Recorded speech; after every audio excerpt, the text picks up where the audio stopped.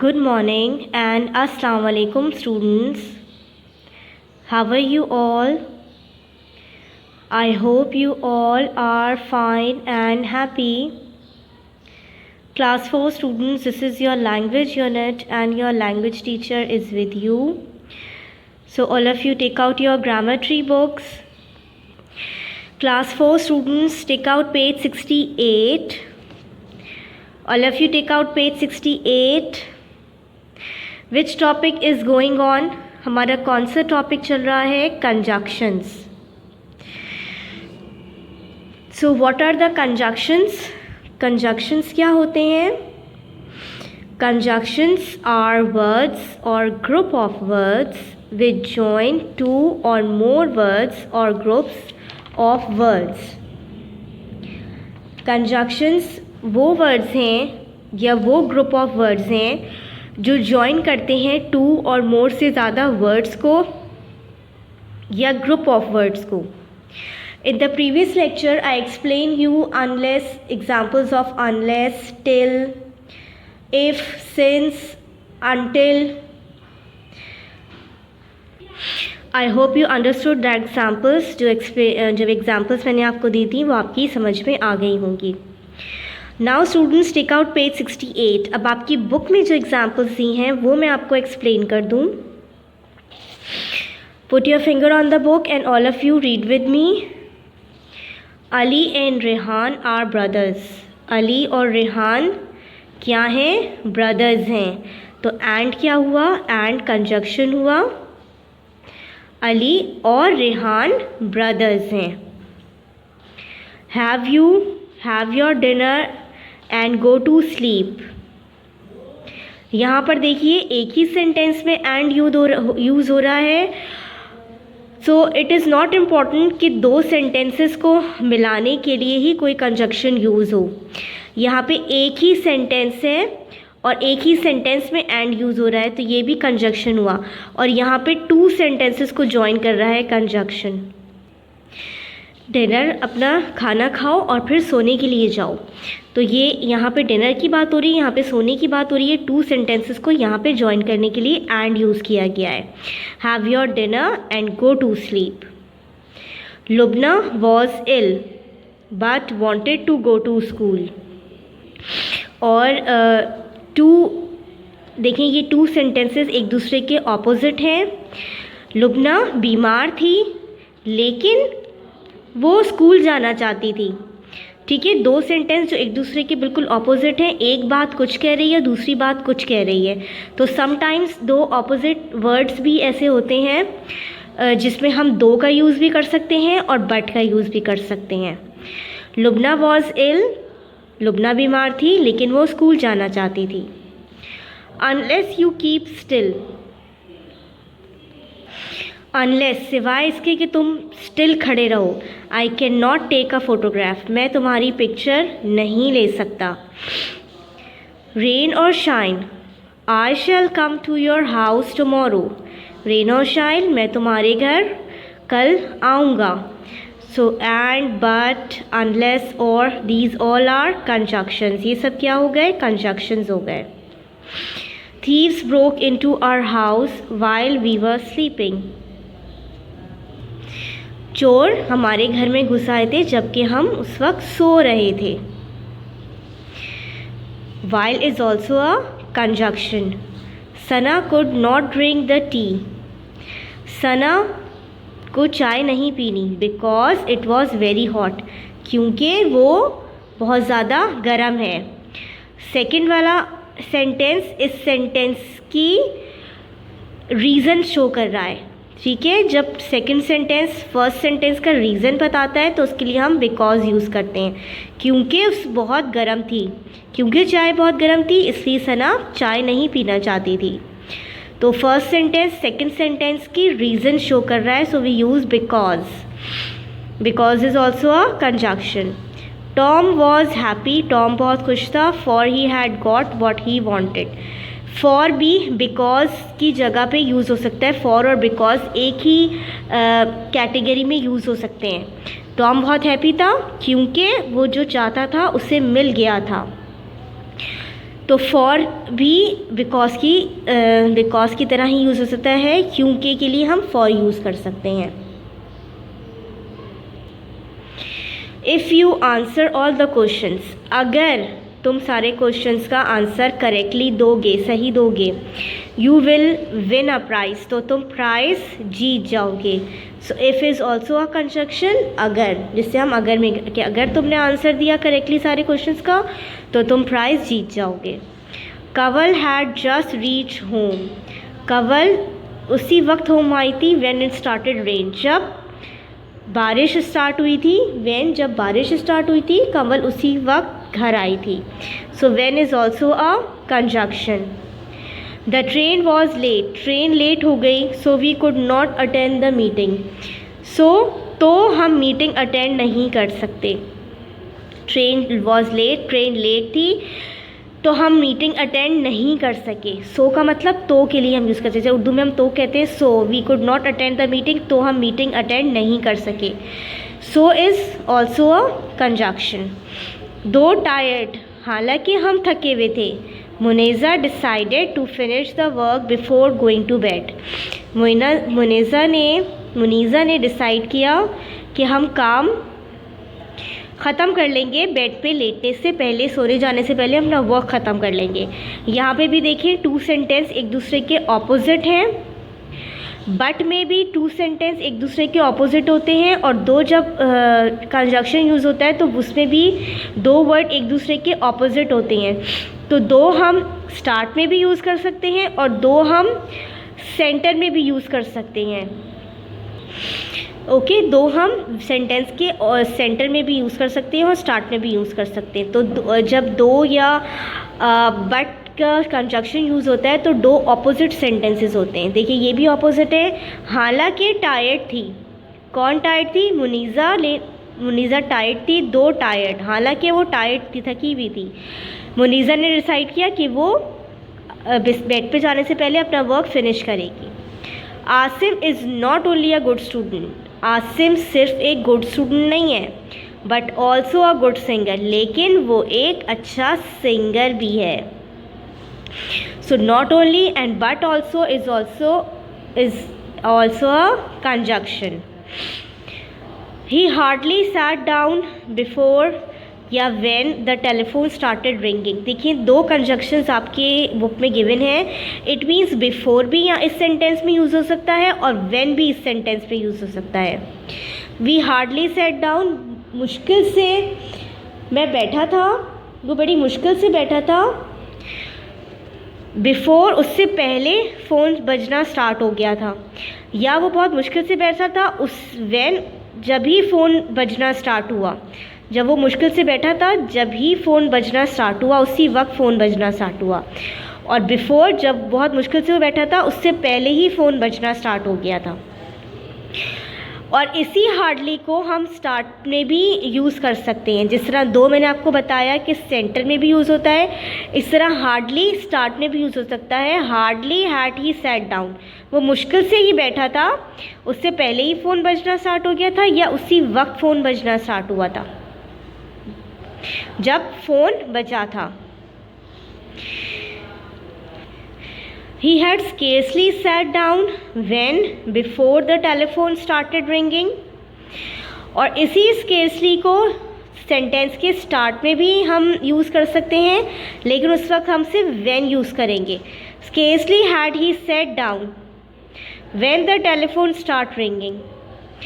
अच्छा, स्केर्सली के मतलब स्टूडेंट्स एक तो डरने के भी होते हैं, डरना, स्केर्स मतलब डरना, और स्केर्सली जो है वो शाज़ो नादिर के मीनिंग भी होते हैं।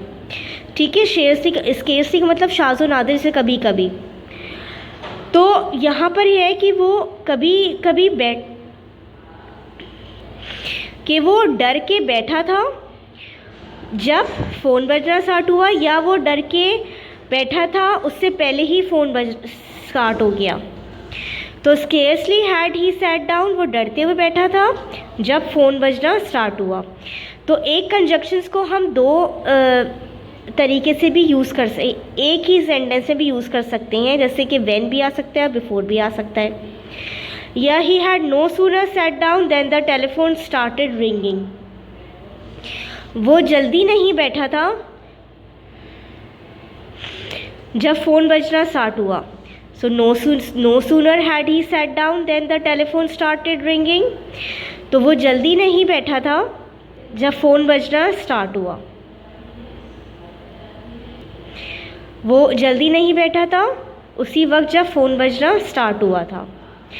सो स्टूडेंट्स, एक कंजक्शन, ऐसे भी कंजक्शंस हैं जिनको आप स्टार्ट में भी यूज़ कर सकते हैं और सेंटर में भी यूज़ कर सकते हैं। सो स्टूडेंट्स, द वर्ड और group of words underline are conjunctions. ये जो वर्ड्स हैं या फिर जो ग्रुप ऑफ वर्ड्स हैं जो अंडरलाइन हैं वो सब क्या हैं? These all are conjunctions. Look at sentences NOP। NOP sentences को आप और से देखें, केयरफुली देखें, and see how different conjunctions have been used to say the same thing. किस तरह से एक ही बात को कहने के लिए हम किस तरह से डिफरेंट कंजक्शंस जो है वो यूज़ कर सकते हैं। डिफरेंट कंजक्शंस को आप किस तरह यूज़ करते हैं एक ही बात को कहने के लिए, और इन्हीं कंजक्शंस को हम सेंटेंसेस में भी यूज़ करते हैं। किस तरह से हम इन कंजक्शंस को सेंटेंसेस में जो है वो यूज़ करते हैं। Now come on page 69. Come on page 69. You will find that sometimes the same word may be used as both a conjunction and a preposition. और कभी कभी ऐसा होता है कि एक ही वर्ड जो है वो यूज़ हो रहा होता है एज अ preposition या एज अ कंजक्शन।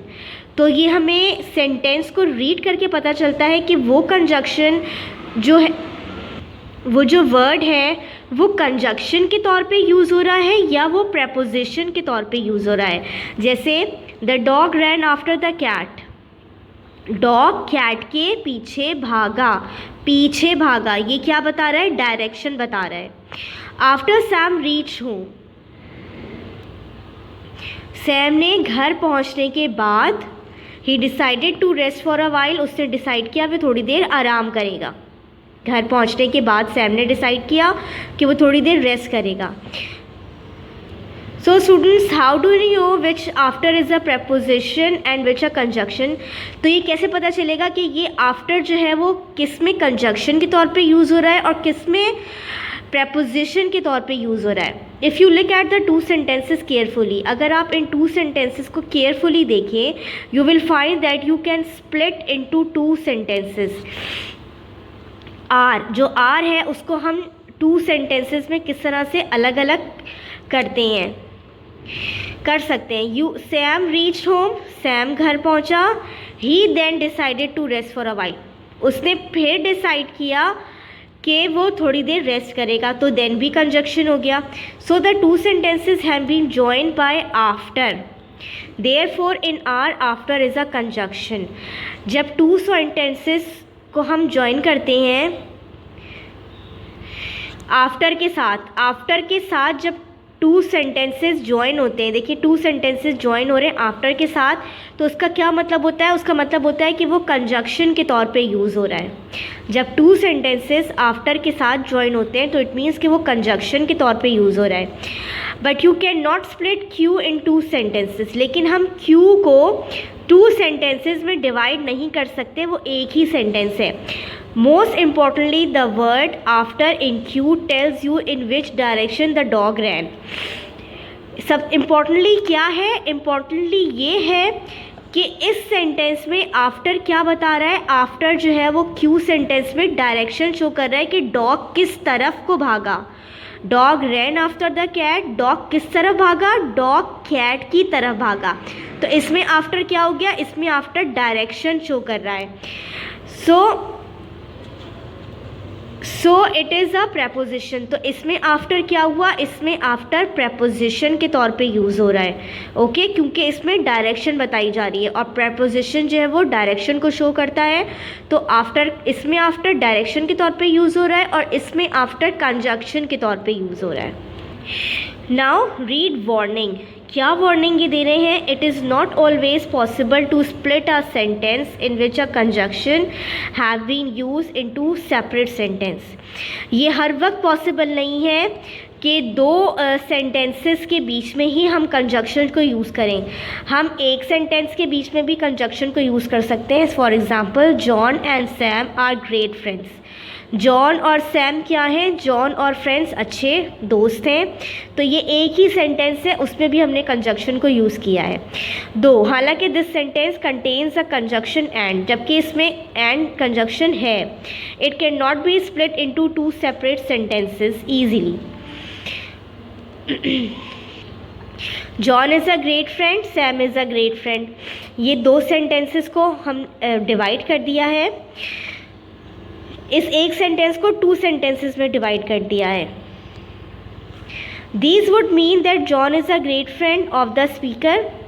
इसका क्या मतलब हुआ? जॉन जो है वो ग्रेट फ्रेंड है सैम का, एंड सो इज सैम। वो कौन है? वो सैम है। John and Sam might be quite unknown to each other. इस सेंटेंस में क्या पता चल रहा है? इस सेंटेंस में ये नहीं पता चल रहा कि वो एक दूसरे को जानते हैं। हो सकता है वो एक अननोन हो। John is a great friend, John एक अच्छा फ़ैन है। Sam is a great friend, Sam एक अच्छा फ्रेंड है। तो इट में ये पता नहीं चल रहा कि दोनों एक दूसरे को जानते होंगे। अब इस सेंटेंस को हम इस तरह कर सकते हैं, John is a great friend of Sam. John Sam का ग्रेट फ्रेंड है। इससे पता चल रहा है कि जॉन सैम का ग्रेट फ्रेंड है। And Sam is a great friend of John. Sam John का ग्रेट फ्रेंड है। तो इन टू सेंटेंस से पता चल रहा है कि जॉन जो है वो सैम का ग्रेट फ्रेंड है और सैम जो है वो जॉन का ग्रेट फ्रेंड है। It is therefore very important that you look closely at a word. इसलिए इम्पॉर्टेंट ये है कि आप बहुत गौर से किसी वर्ड को देखें and what it is doing in a sentence, और वो सेंटेंस में क्या कर रहा है, उस सेंटेंस में क्या हो रहा है, before you decide which class you are going to put it into. उस सेंटेंस में क्या हो रहा है, कौन सा वर्ड किस के तौर पे यूज़ हो रहा है, ये हमें सेंटेंस को रीड करके पता चलता है कि आप उस वर्ड को किस क्लास में डाल रहे हैं। क्लास का मतलब है noun, verb, adjective, adverb, preposition, conjunction etcetera. कि वो वर्ड उस वक्त नाउन के तौर पे यूज़ हो रहा है, वर्ब के तौर पे यूज़ हो रहा है, एडजेक्टिव के तौर पे यूज़ हो रहा है, एडवर्ब के तौर पे यूज़ हो रहा है, प्रेपोजिशन के तौर पे यूज़ हो रहा है, या वो कंजक्शन के तौर पे यूज़ हो रहा है वो वर्ड। तो ये हमें सेंटेंस को पढ़ के पता चलता है कि उस सेंटेंस को हम किस क्लास में डाल रहे हैं, किस जो है वो पार्ट ऑफ स्पीच में डाल रहे हैं, ठीक है, या उसे प्रेपोजिशन में डाल रहे हैं, उसे कंजक्शन में डाल रहे हैं। सो स्टूडेंट्स, बुक में भी जो आपकी एक्सरसाइजेस थी वो भी मैंने आपको एक्सप्लेन कर दी। आई होप आप लोगों की कंजक्शंस अच्छी तरह से समझ में आ गया होगा। मैंने प्रीवियस लेक्चर में भी आपको एक्सरसाइजेस एक्सप्लेन की थी। अब नेक्स्ट लेक्चर में मैं आपको एक्सरसाइज ए और एक्सरसाइज बी इस कंजक्शन की करवाऊँगी। So class 4 students, today's lecture is finish. आज का हमारा लेक्चर यहीं फिनिश होता है। I hope you understood all. All of you take care and Allah Hafiz.